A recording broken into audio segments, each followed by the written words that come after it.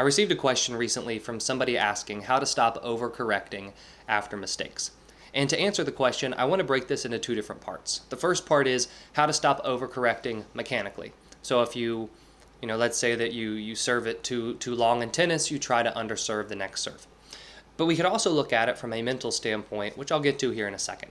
So the first, for the first part is kind of where most athletes struggle, where they make a mistake and then they try to overcorrect and fix their technique, fix their mechanics, and it ends up causing more problems than anything else.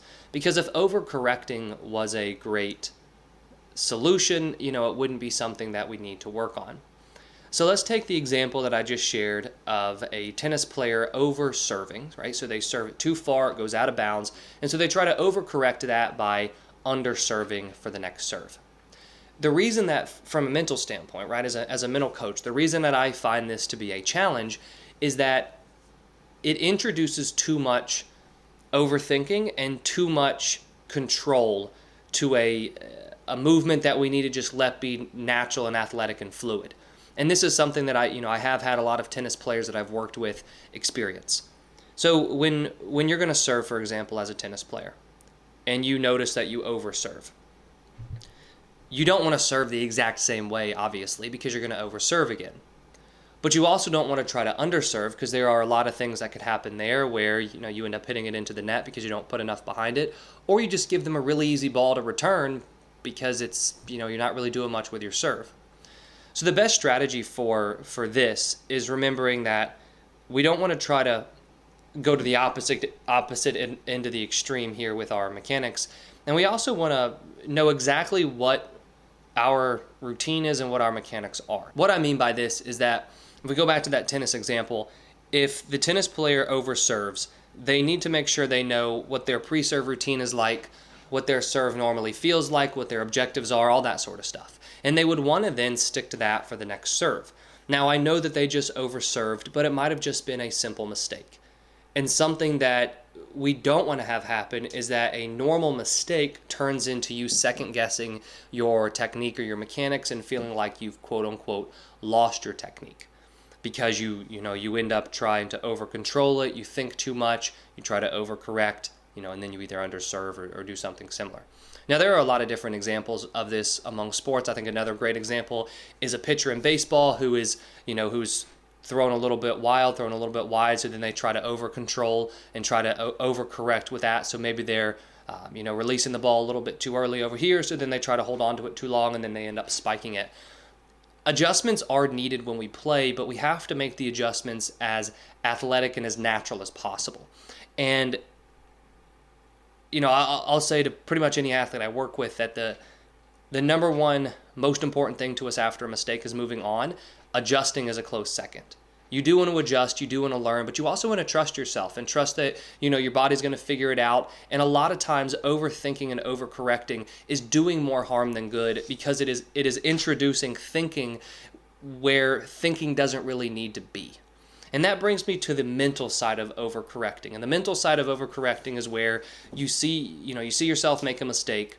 Maybe you're not playing very well in the game or in the competition, and overcorrect by forcing yourself to play well. And this is the motivation that is behind overcorrecting when it comes to techniques or mechanics, because we overcorrect since we want to fix things.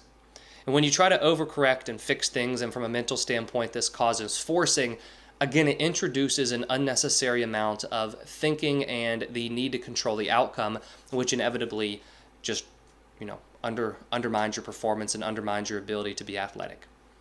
So my major tip to you, right, the tip that I would give you if you are overcorrecting is, number one, focus less on fixing, focus more on trusting. Very difficult to do if you've just made a mistake, but you have to work on trusting your routine, trusting your technique, trusting your skills. And the way we're going to do that is we're going to make the adjustment simple and controllable. So let's go back to those two examples where, the first example was a tennis player, the second example was a pitcher.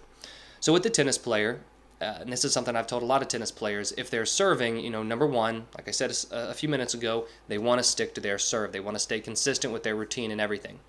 But then they would want to think, and this is something they can do in practice, why they normally overserve.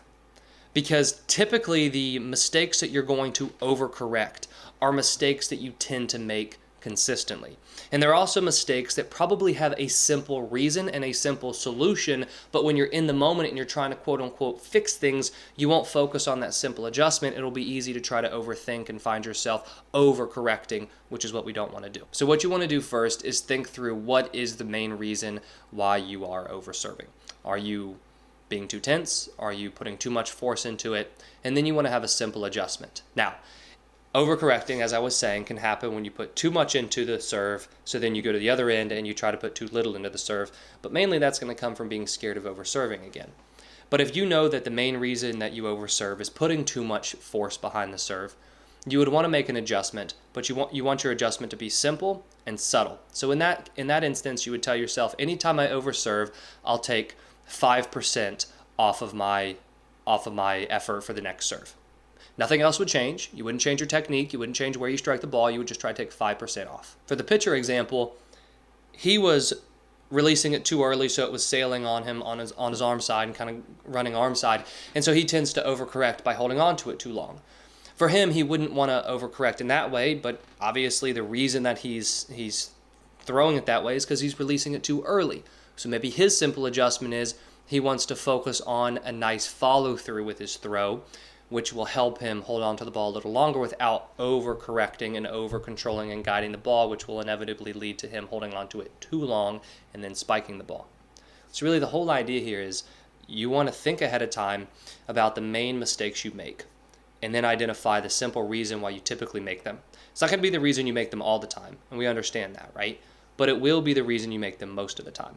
And then come up with a simple solution or a simple adjustment you can remind yourself in that moment that will help limit and reduce the overcorrecting. And the second part to this, the second kind of element to this tip that I want to share is that the overcorrecting mentally comes from a lack of trust in yourself that you'll be able to perform well. And it comes from this anxiety and this need to try to force the outcome and force a good performance.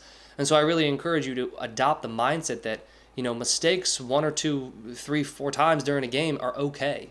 Because when you accept that mistakes are okay, they just happen, they are not an indication that your technique is broken or that your mechanics are off, it's easier to make a simple adjustment instead of feeling like you have to overcorrect or quote-unquote fix anything.